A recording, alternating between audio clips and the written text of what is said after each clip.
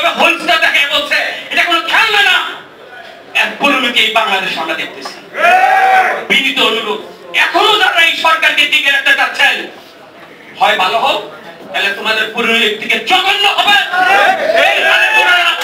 সেই কাফেলা ইনশাআল্লাহ থাকবে। এই জমিনের বক্তব্য দেখছেন, এক বিচার দেখতেছেন দুইটা মানুষের। একজন বলছে 50 বছরের ইতিহাসে বলে এই ধরনের কোন নির্বাচন বাংলাদেশের মানুষ দেখে নাই।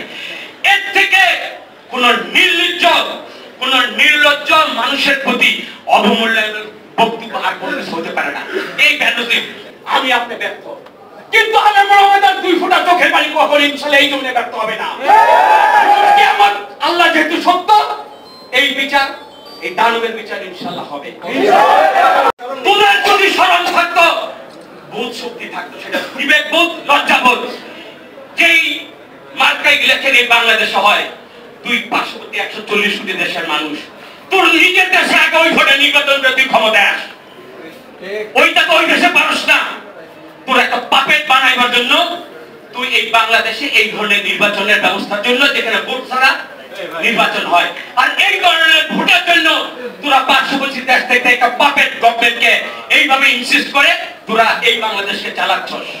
সুতরাং এই দেশ কখনো আমার আলেম ওলামার, কোন মুসলমানের হৃদয়ের থেকে আকুতি, কোন ধর্মীয় বিশ্বাসের সাথে এই পার্শ্ববর্তী দেশের কোনোভাবেই কোনো মিল নাই।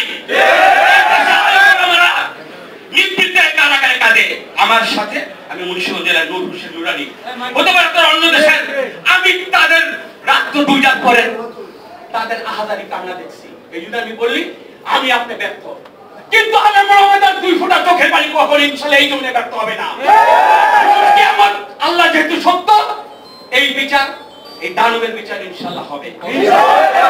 আরেকটা কথা বলছি, যেহেতু দাঁড়াইতে দিচ্ছেন, কথা একটা বলবো। এই জমিনের বক্তব্য দেখছেন, এক বিচার দেখতেছেন দুইটা মানুষের।